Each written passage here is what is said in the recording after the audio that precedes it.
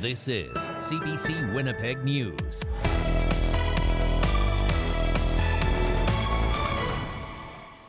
Good evening. Thank you for joining us. A Winnipeg woman says she was harassed, assaulted, and made to feel unsafe by a cab driver who was taking her home after work. Now she wants assault charges laid against him. CBC's Brittany Greenslade reports. It was supposed to be a safe ride home after work Sunday night, but Kira Keymatch says it was anything but, and it's left her shaken to her core. Absolutely not will I ever take a cab. It's absolutely terrifying. Keymatch says she called a Unicity taxi after finishing up her shift at Wendy's. The 18-year-old Cree woman says the driver asked if she was Indigenous, which immediately made her uncomfortable. And she says he kept repeating information about her to someone on the phone. It made my heart sink into my stomach. And he told his friend on the phone he had a pretty young female in the car. I found that very odd. Like, why is that relevant to anyone? Why do you need to tell your friends who's in your car? Keymatch says that's when she decided to get out of the cab at a nearby grocery store instead of finishing the trip home. But she says when she got out of the car, so did the driver. He put his arm around her and started taking photos with her, even though she repeatedly asked him to stop. And then he took another photo and he squeezes my waist, start under my jacket, squeezing my waist. And then I kind of moved and I told him, don't touch me and don't take photos of me. He kept doing it anyways. The Winnipeg Police Service confirms there is an open investigation, and Keymatch wants to see the driver charged with assault. If you don't have a car, you should be able to get to the store safely. You should be able to get home safely and not have to worry about, is this going to be my last ride? She says it's a harsh reminder of always needing to be extra careful, especially as a young Indigenous woman. This could be the way girls go missing. This could be something that happens. This could have been a way to harm me, but I'm glad nothing like that happened. But very easily, that could have happened. Unicity declined an interview, but says they take the allegations very seriously. The driver in question was suspended the day after the alleged incident, pending the outcome of the police investigation. Brittany Greenslade, CBC News, Winnipeg. Now, sadly, many Indigenous people, especially women, will tell you negative experiences with Winnipeg taxi drivers are not that uncommon. Back in 2021, a Unicity driver was charged with forcible confinement and assault. A 19-year-old girl said she was attacked, locked in his cab, and then dragged when she tried to get out. Those charges were stayed, but the driver had his taxi license suspended for 5 years. The company has also apologized in the past for comments made about Indigenous people by one of its drivers. In that case, it donated money to the Bear Clan as a way of making amends. Here are the number of taxi complaints reported to the city through 311 over the past 5 years. In 2018, the year the city started requiring audio recordings in taxis, there were 79 complaints. The low was 43 in 2020, and then, as you'll see, the number climbed back to 75 complaints last year. A regional state of emergency has been declared for 11 Manitoba First Nations. The CBC's Stephanie Cram brings us the story. The Keewatin Tribal Council has declared a state of emergency across the north. The 11 First Nations affiliated under Keewatin Tribal Council together declare a regional state of emergency and call on both the federal and provincial governments for immediate action in resolving the issues that are plaguing our communities. The council represents 11 First Nations in northern Manitoba. These communities are dealing with suicide, drug use, violence, and lack of policing. These intolerable circumstances threaten the health, safety, and security of our people. They also lack essential infrastructure many Canadians take for granted, like all-season road access, clean water, and Wi-Fi. Grand Chief Walter Wastesakut says these problems have plagued the First Nations for decades. We challenge the myth that Canada has always protected our human rights. Our social, economic, political, and cultural oppression is recorded in history and continues to this very day. 2 of the 11 First Nations are already under states of emergencies. In October, God's Lake over a drug crisis, and weeks ago in Shamattawa over suicide and lack of fire safety. Another fire in February in Titasquiac Cree Nation left 49 people in that community without homes. With every day that passes, lives are being lost or destroyed by government inaction. We demand that a meeting be immediately convened between representatives of the federal and provincial governments and representatives of our nations. The Grand Chief hopes to see action from all levels of government to get them the urgent help they need. Stephanie Cram, CBC News, Winnipeg.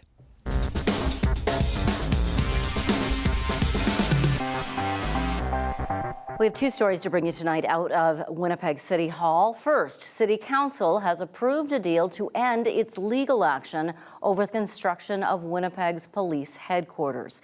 CBC's Bartley Kivas reports. Winnipeg's downtown police HQ opened years behind schedule, tens of millions over budget, and ended up the subject of 2 audits and a 5-year RCMP investigation. It also led the city to file lawsuits against contractor Caspian Construction, its owner Armic Babakanians, and dozens of other people and companies. The city alleged fraud and deficiencies related to the construction. Council voted to end the lawsuits in exchange for a $21.5 million settlement. It avoids years of legal proceedings and the great likelihood that whatever the outcome, there would be an appeal. The settlement has no bearing on a decision by a judge who determined former Winnipeg CAO Phil Schiegel accepted a $327,000 bribe from Babakanians. Schiegel appealed that decision. Not everyone on council backed the settlement. The vote was 14-2.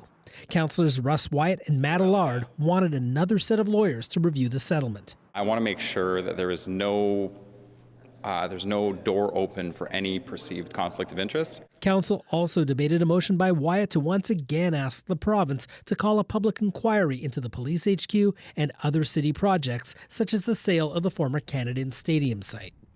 Council initially asked the province to call an inquiry in 2017.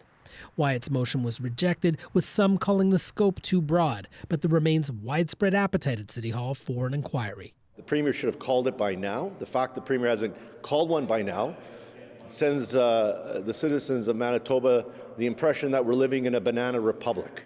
The Premier says she won't consider an inquiry until all court action over the police HQ has ended. The Manitoba Court of Appeal has yet to rule on Phil Schiegel's effort to overturn the King's Bench decision against him. Bartley Kivas, CBC News, Winnipeg.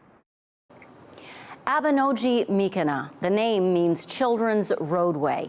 And today, City Council voted to adopt it as the new name for Bishop Grandin Boulevard. That's one of several decisions coming out of today's council meeting. Let's bring in CBC Manitoba's City Hall reporter Cameron McLean to tell us more. So was there any debate on that name change today, Cameron? None. Councillors passed it unanimously. This was a surprise given Councillor Jeff Brawadi voted against it last week at Executive Policy Committee. He said it could be costly and potentially confusing for emergency services. Today he said he still opposes the name change but didn't want to re-debate it. Can you remind us why the city is making this change? The street is named after Bishop Vital Justin Grandin. He's one of the architects of Canada's residential school system. Advocates have called for the name change as a form of reconciliation with Indigenous people. Mayor Scott Gillingham says he's proud of the decision. I think this is a step that, for many councillors, is a step that is courageous, but that we all recognize it's important that we take matters of reconciliation very seriously, and we've done so. Council will now wait for a report on how much the name change will cost. Gillingham says the change will likely not happen until next year. Now, Council also voted on a proposed settlement with a towing company. What happened there? They rejected it. This comes after city officials accused Tartan Towing of charging the city more than $1 million in tows that never happened. The administration wanted to settle the dispute for less than half of that, but council nearly unanimously rejected that deal. Only Councillor Ross Eady voted to accept it. They say this is the potential of what the problem was. Here's the settlement that they presented, the recommendation. And Madam Speaker, I think we should just simply settle it. It's not clear right now whether the city will take Tartan to court. Gillingham said that's a decision the city administration will have to make. Okay, so what can you tell us about the plan to sell Portage Place? Council voted to give True North's real estate division an option to buy the mall. The company wants to redevelop it into a mixed-use building.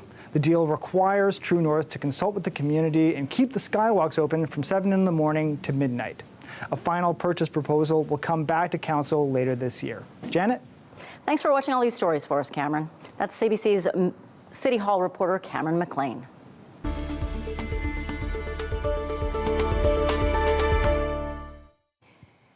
There's growing concern over the status of a program serving survivors of sexual assault. 7 casual nurses with specialized training have now resigned from a unit which collects forensic evidence for criminal investigations. As CBC's Josh Crabb reports, a First Nations leader is worried about the impact this will have on victims.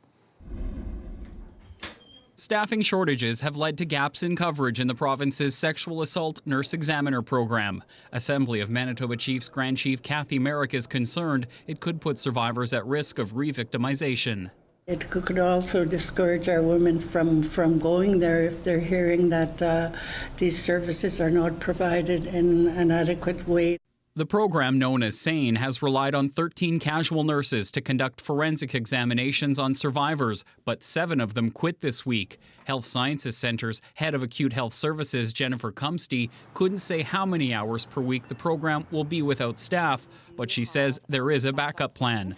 Effective today, we have a group of physicians and some nurse practitioners that have come forward and are willing to cover those gaps so that we will be able to continue to provide care for survivors. Cumsty says there have previously been gaps in coverage when casual nurses couldn't pick up shifts. Last April, the provincial government announced money for permanent positions to expand the program. 6 of 7 of the new jobs, which are part-time, have been filled, but only 1 of those nurses who came from the casual pool is currently trained.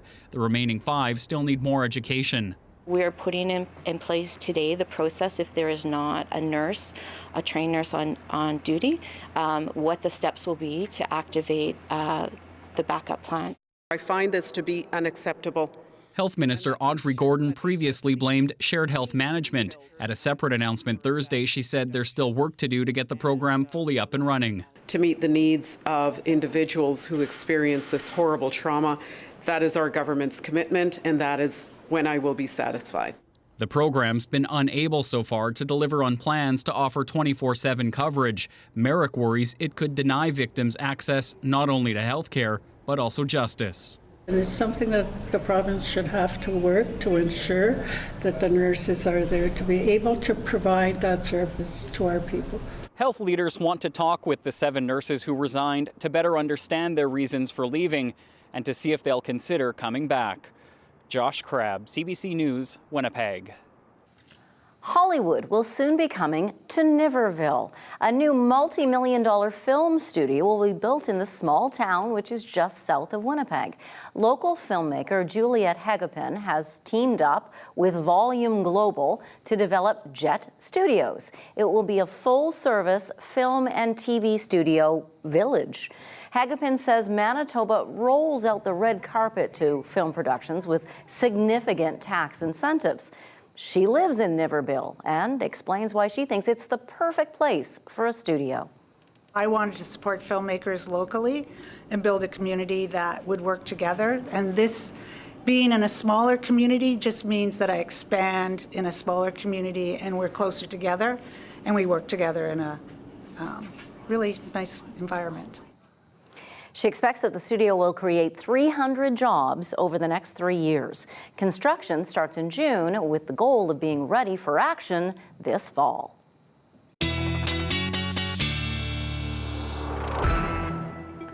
I need one of those clapperboards. Action! Action. I don't think that's how they do it. Happy World Meteorological Day, meteorologist John Sauder.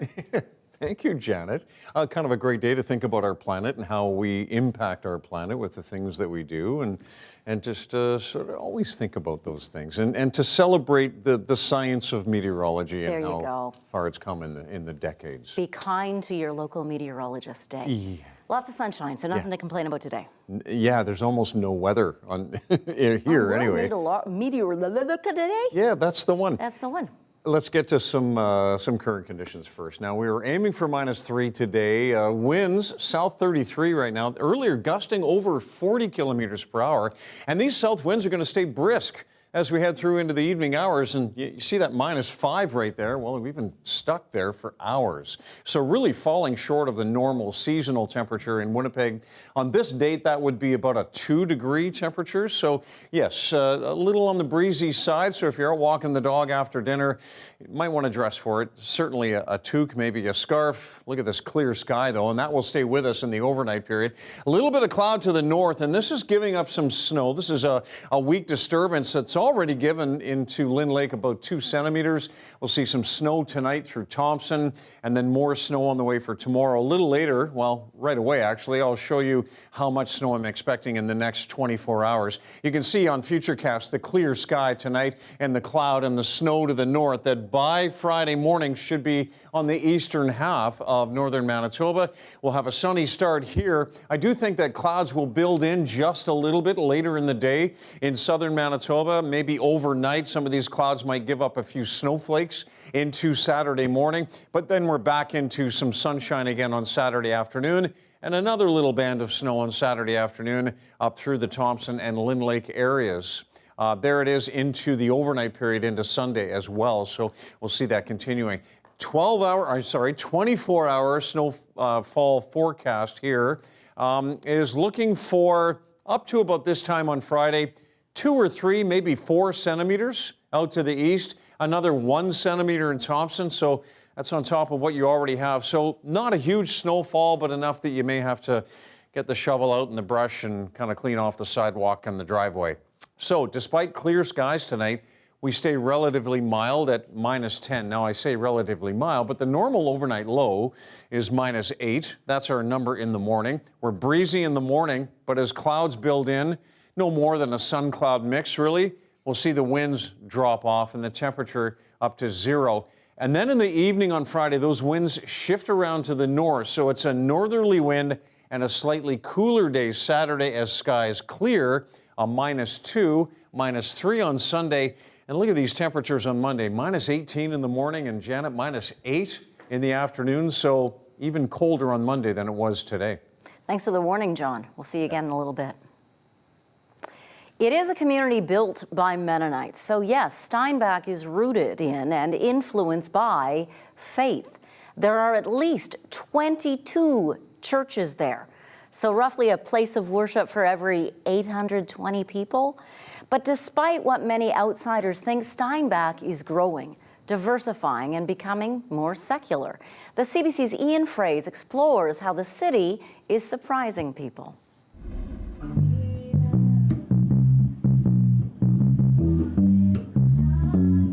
Reggae music and Jamaican-style meat patties. Neville Hamilton is bringing a new vibe to a Mennonite community. Had some spice, if you want to say that, to Steinbach. What outsiders say about Steinbach isn't always kind. It's vilified as being too white, socially conservative, anti-gay, and closed off. No place for a black man from Jamaica. When I tell them I'm from Steinbach, they're like, "You're from Steinbach? What are you doing in Steinbach?" I mean, they think that Steinbach is a community that doesn't invite or welcome people. Andrew Unger is used to hearing these assumptions. In fact, poking fun at Steinbach is his specialty. He writes Mennonite satire for a popular website now called the Unger Review. Conservative Mennonite Church approves drinking Bud Light since it's not really beer anyway. Unger says the city's changing faster than strangers may realize. Believe it or not, there's individual people in Steinbach that are very progressive or want to see changes in Steinbach and are working hard towards those things. The community as a whole probably changes slower than other places, but it is still changing. That's undeniable, I think. In the last 20 years, the southeastern Manitoba city has seen its population double. 18,000 people call Steinbach home. More than 1/5 of residents are immigrants. But I do believe the general movement is to be more accepting, is to be more caring and loving and embracing newcomers. If that wasn't happening, then we wouldn't be having the amount of newcomers we're having. Earl Funk is Steinbach's mayor. He also owns a butcher shop. I do what I can to portray the Steinbach I know, right? Take this anti-mask rally from late 2020. Funk says that same day, something else happened. $7,000 was raised for healthcare workers. That was the real Steinbach, and that came through loud and strong and clear with the donations that were given. Funk believes faith can still play a role, even as the city becomes increasingly secular. Building relationships is at the heart of it. It's not so difficult. It's so simple that what we do every day can be our worship. But what about those who aren't religious? Gary Martins is a member of the Eastman Humanist community. He's a minority in a majority religious city. I am a little bit uncomfortable in talking about this, but I know that there's a big enough community out there that is going to still engage with me, even though they know I have my doubts about faith. While he says being assertive in Steinbach about one's differences can cause tensions, Martins enjoys living here. And I really love it. I can walk to a grocery store, I can walk to a church, I can walk to a drugstore, to a bar. The city's been nothing but good to Han Rempel. Now a pharmacy owner, her family was among the hundreds of thousands of refugees, known as boat people, who fled Vietnam starting in the 1970s. I don't have a lot of those memories. I was quite young, but just talking to my parents, it was basically they felt like they had no choice. It brings to mind what Ukrainians fleeing the war in their country are going through. It motivated her family's decision to sponsor a Ukrainian family here in Steinbach. They have a little girl that's 6 years old, and that was how old I was when I came here. So yeah, in many ways it has been full circle. That's the Steinbach people here want to portray. Ian Fraze, CBC News, Steinbach, Manitoba. U.S. President Joe Biden has just arrived in Ottawa for a 2-day working visit. It's his first official trip since winning the presidency more than 2 years ago. We'll have more on the goals of this visit after the break. You're watching CBC Winnipeg News.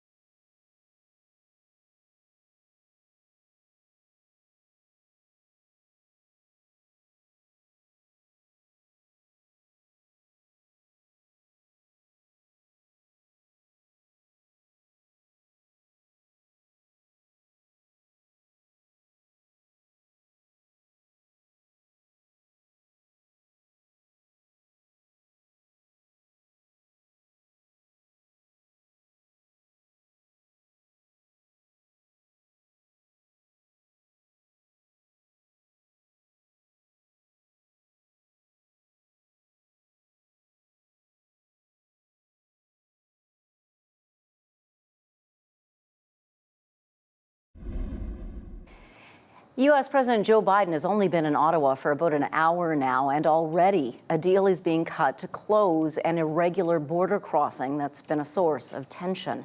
Ashley Burke has the story from Ottawa. Around Parliament Hill, preparations underway for a high-profile guest. For the first time in years, a U.S. president making an official visit. We're going to talk about our two democracies stepping up to meet the challenges of our time. Governor General Mary Simon and other top Canadian officials will greet Joe Biden, followed by a small gathering at the Prime Minister's house.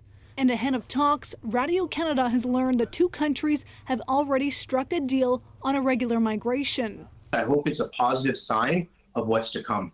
Sources said the U.S. agreed to Ottawa closing Roxham Road. It's an irregular crossing on the border of Quebec and New York that's been a source of tension. More than 40,000 asylum seekers used it to cross into Canada last year. I think it's very likely that those who are already traveling, if Roxham Road is no longer available, will either hire smugglers or make the decision to try to cross the border at other points of entry that are less accessible and more dangerous. As part of the deal, sources said Canada agreed to accept more migrants through official channels, a move to help the U.S. deal with its own migrant crisis at its southern border. We don't know what is being proposed exactly. There are some signals that there's a solution. If the solution solves a problem, it's something we're open to. Haiti is expected to be another key issue the leaders discuss. Gangs now have a stranglehold on the capital, and the U.S. wants Canada to lead an international mission to restore order. Haiti is a quagmire, and even if we were to send all of our Canadian armed forces there, I'm not sure that we would be able to stabilize a country which is essentially a failed state. Biden is also expected to push Canada to spend more on the Canadian armed forces and speed up modernizing North America's air defense. A lot to talk about and not a lot of time. Tomorrow, Biden will meet with Trudeau one-on-one, address Parliament, and sit down for dinner with hundreds of dignitaries before flying home. Ashley Burke, CBC News, Ottawa. A member of the federal Liberal Party has left the caucus to sit as an independent. Toronto MP Han Dong has been linked to foreign interference allegations for a second time.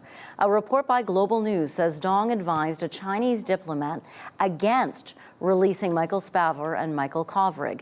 The two Canadians had been in jail in China for 2 years at the time. Dong denies the claim. Let me assure you, as a parliamentarian and as a person, I have never, and I will never, and would never advocate or support the violation of the basic human rights of any Canadian. Now, Dong says he did speak about the two Michaels with the Chinese Consul General, but insists he advocated for the men's interests and did nothing to cause them harm. An earlier Global report says there was interference by the Chinese consulate in Toronto during the nomination process that saw Dong become a Liberal candidate back in 2019.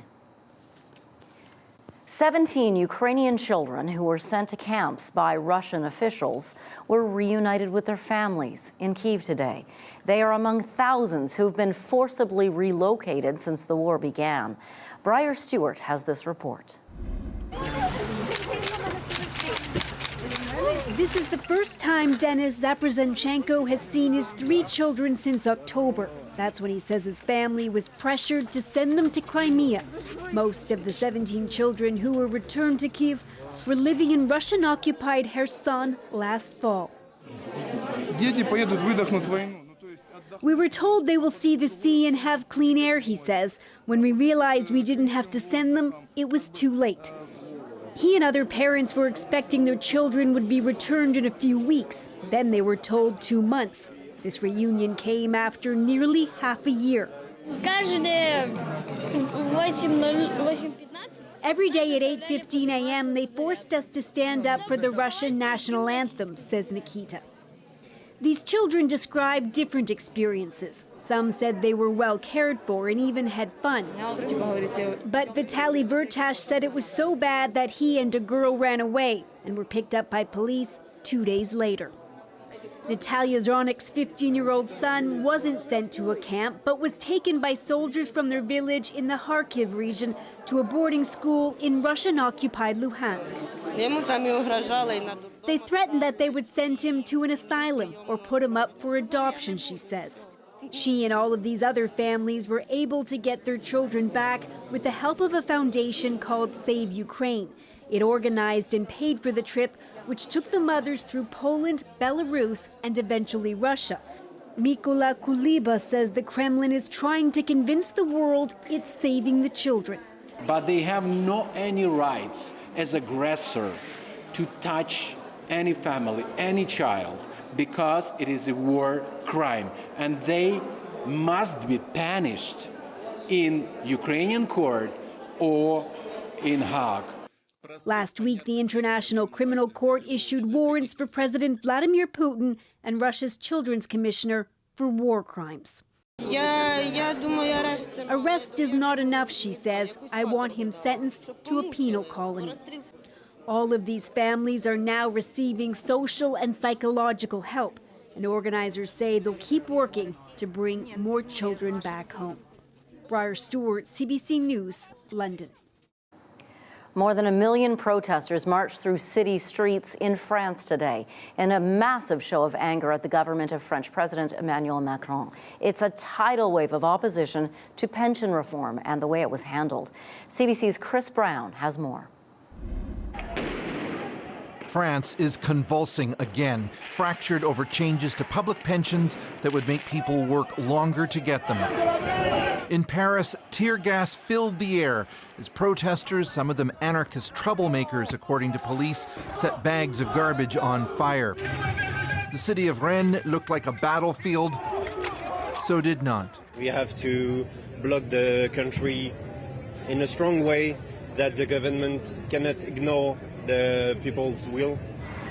People will now have to work until they're 64 before drawing a pension, up from 62. But the measure was so controversial, Macron's parliamentary allies had to resort to a rare procedural move to force it through without a vote. His government barely survived a no-confidence motion, but in an interview, he was unapologetic. The longer we wait, the worse the situation will get, he said. This parliamentarian represents French citizens living in Canada and the U.S., and he said no one wants to be told they have to work more. This is a country that has a tradition of demonstrations, but if you want to get things done at some point, you have to go through this. Perhaps, but the demonstrations Thursday were the largest yet. And even though the bill is now law, people are continuing to fight, angered over how Macron rammed it through, says this political scientist. So now it's becoming something very special because it was against that specific pension agenda, and it becomes something more institutional, more related to something which is related to democracy. Civil unrest, labor strikes, and mountains of uncollected garbage have become part of France's political culture. But the economic damage is adding up, with disruptions to airports, trains, and many other sectors of the economy. Chris Brown, CBC News, London. The head of the video sharing app TikTok spent the day defending his company in front of lawmakers in Washington. There are growing international concerns about the app's parent company, ByteDance, which is headquartered in Beijing. CBC's Matthew Gattersalaza reports. The call to ban TikTok is getting louder here in Congress. Legislators are worried that U.S. data could fall into the hands of Chinese government officials. You are here because the American people need the truth about the threat TikTok poses to our national and personal security. TikTok collects nearly every data point imaginable, from people's location to what they type and copy, who they talk to, biometric data, and more.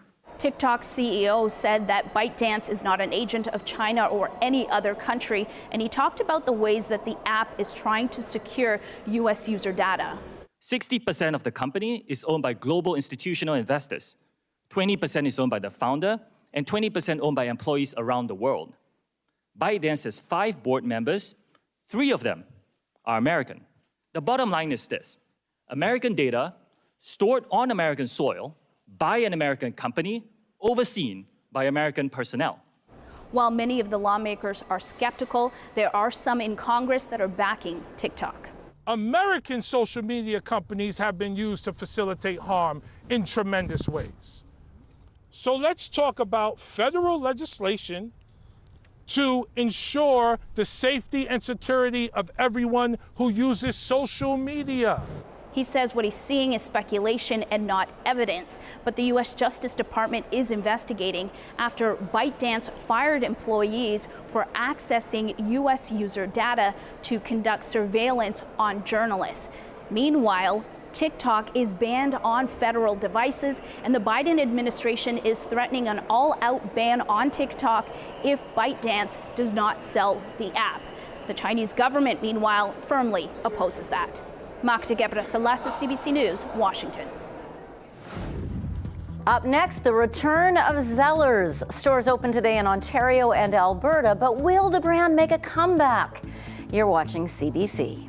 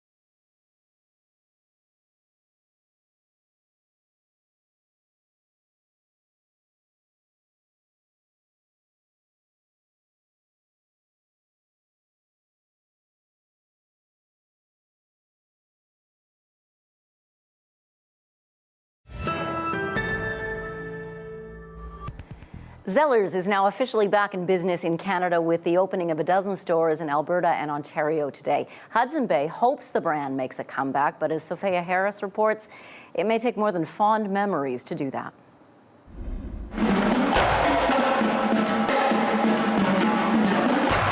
It's a grand reopening of the Bay's once ill-fated discount chain Zellers. The chain folded a decade ago, but now it's back and trying to drum up excitement. The new locations are much smaller and are housed inside Bay stores, but they have the same look as the old Zellers, including that stark red and white decor and shelves of household items. It's like an icon. We enjoy seeing the store back in Canada again. Hudson's Bay says fond memories are driving this comeback. Canadians never forgot Zellers. The love for the brand never went away. Hudson's Bay plans to soon open several more Zellers stores, including at this Vancouver location. And while nostalgia may get them in the door, experts say the company needs to do more to keep them coming back. The only way it can do that is by delivering a very good value. So good prices, good products. If that's not the case, then the people will come in, check it out, and move on. Back in the day, Zellers was all about bargains. Zellers, where the lowest price is the law. But then the retailer lost ground to discount giants like Walmart. Since then, the competition has only gotten stiffer. So what does Zellers bring to the table this time round? We're design-led, style-forward, quality product at really low price. Now it's up to customers to decide if Zellers' comeback is worth it. I expected a little bit more expensive, but pillows for $12, that's pretty darn good. Hudson's Bay will assess customer response before deciding on an opening date for 13 more Zellers stores. Sophia Harris, CBC News, Vancouver. So you just heard no exact date yet for when the Winnipeg store will open at St. Vital Mall, but we can start shopping online at Zellers.ca as of today. Wonder if you can buy one of these things. The man who invented the jet suit is planning to form an international race series. It's just going to be a really fascinating melting pot of human and machine against each other, seeing how fast and how far you can push those boundaries, but in a safe environment over water. You see, pilots will put on these jet suits and race them. The suits are powered by gas turbine engines, so they're racing each other and against the clock. Hope is to get a bunch of sports celebrities and others to get involved. The company that makes the suits has made an investment of more than $52 million Canadian in the past 6 years.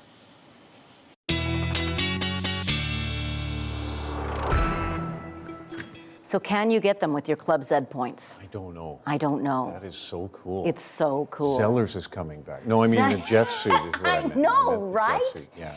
It's all good. I want one of those. I know you really do. I know you do. So, Manitoba forecast, a little bit of snow. Like we've got the beautiful sunshine here in the south, but some snow across the north, and I'm going to show you that in just a second. And some more that's on the way. Right now, -5 at the airport.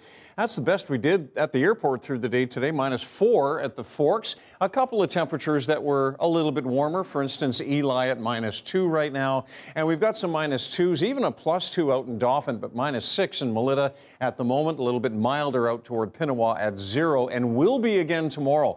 I'll show you the temperatures in Pinawa and out in northwestern Ontario, and there's going to be some major melting going on.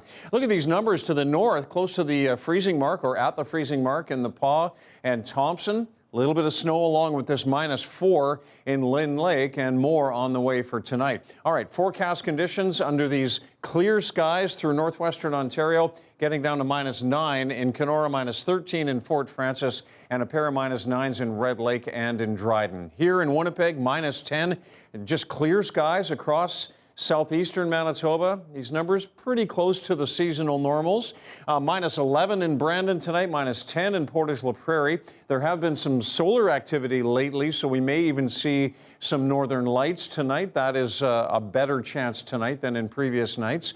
Across the north, we've got a chance of evening flurries, and then just partly cloudy in Flin Flon overnight. Couple of centimeters, maybe even up to 4 in Lynn Lake. Same with Thompson, 2 to 4 centimeters. Also in Gillam, and then tomorrow we'll still see some periods of light snow in Churchill, Thompson, and Gillam. Otherwise, just some flurries and even some clearing a little bit in the west. Here in the south, we're looking at some sunshine to start the day. More of a sun-cloud mix on into the afternoon. Temperatures within a degree or so of the freezing mark. -2 in Edmerson.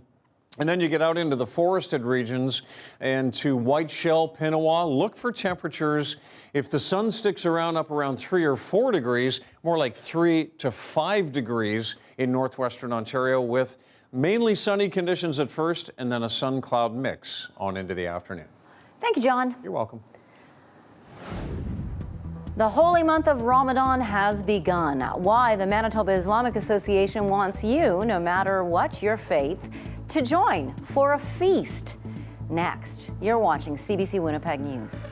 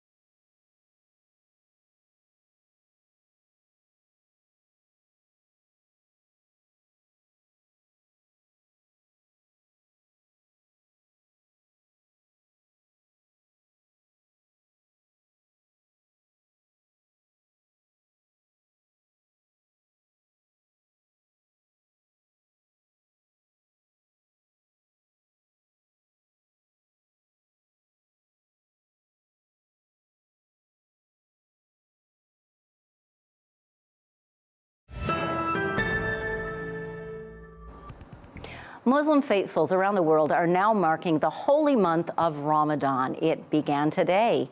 When non-Muslims think of Ramadan, most of us focus on the fasting we know happens from sunrise to sunset. But gathering for the meal after sundown is also an important part of Muslim tradition. The Manitoba Islamic Association has invited hundreds of non-Muslim friends and neighbors to join in tomorrow night's feast at the Winnipeg Grand Mosque on Waverley. Alexandra Marcil is one of the organizers of this initiative. Ramadan Mubarak, Alexandra. Thank you.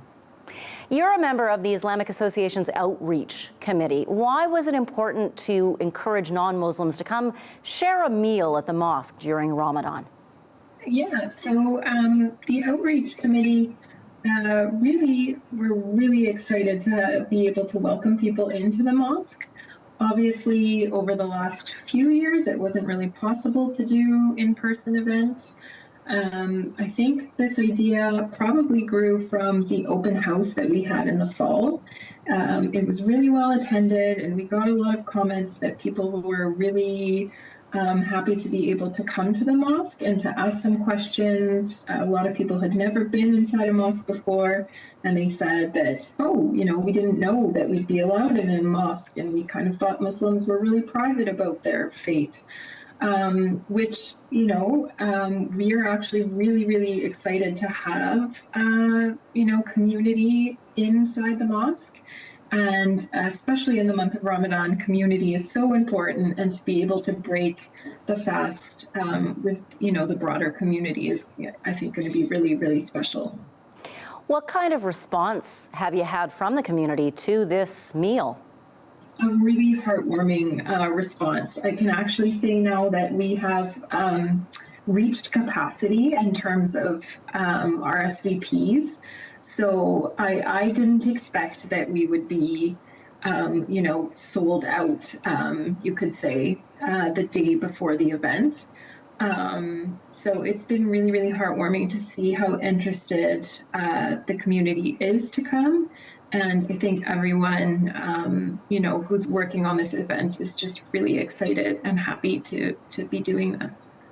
What do you hope that your visitors take away from the experience of sitting down and sharing a Ramadan meal?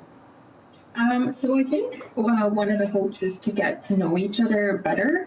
You know, I think I was speaking to some colleagues of mine and some friends, and a lot of them said, oh, I don't really know much about Ramadan. And so I think it's really nice to be able to share this holiday that is so special to Muslims, and just learn a little bit about what Ramadan is about, and what a day in the life of a Muslim during Ramadan is like. So yeah, just hoping to foster some understanding and you know, maybe make some new friends from the event. Oh, it's a wonderful idea. Do you think you'll host other public events in the future? I hope so. I know you know, my committee members have been doing so much work. It is a lot of work to put an event like this on, especially because we're in a bit of a special time frame, given that it's Ramadan, and, you know, we break the meal at a specific time, and then we have to clean up the mosque and make space for the prayer that happens after. So it's a lot of work, but I'm hoping that everyone will enjoy it, and then we'll be able to do more events like this in the future. There are also, I should mention, not iftars that are specifically, you know, this one we kind of had non-Muslims in mind, but the Manitoba Islamic Association does put on iftars every Saturday through the month of Ramadan.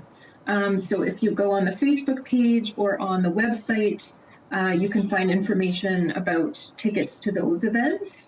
So that's every Saturday through the month of Ramadan. The first one is this Saturday. I think that one's actually sold out too, though. Wow. But there are more. Yeah. Alexandra, thank you so much for joining us. Have a fun time tomorrow night. Thank you. Thanks for having me on. And yes, everyone is welcome at those other iftar meals. They're just not free, like tomorrow's meal is. Your 7-day forecast and daily lift are still to come. Stay with us.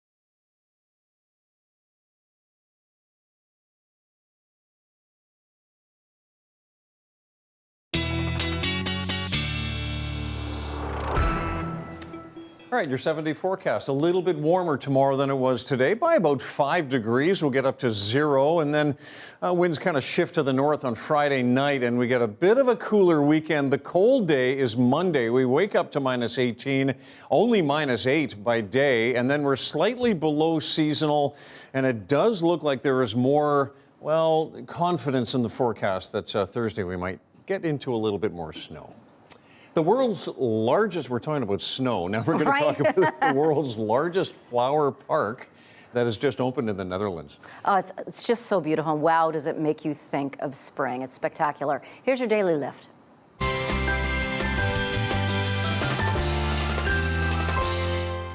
Thank you. Bye. The Keukenhof is widely known as the Garden of Europe. Visitors can take a show of more than 7 million flowers in. Tulips, hyacinths, daffodils, all in full bloom. And don't forget, of course, lilies, just in time for Easter. This is located in southern Holland and is expected to attract more than 1 million visitors this year alone. But I want to jump on a plane, and I do, and go, but I have to hurry, because if anyone wants to stop and smell these flowers, the park's only open for 8 weeks every spring season. They want to show off these flowers from bulbs when they're at their very best. Well, thanks for clearing that up, because I saw this video in the newsroom earlier today, and I thought it was your yard, but it's not. It's not my yard. Good night, everybody. See ya.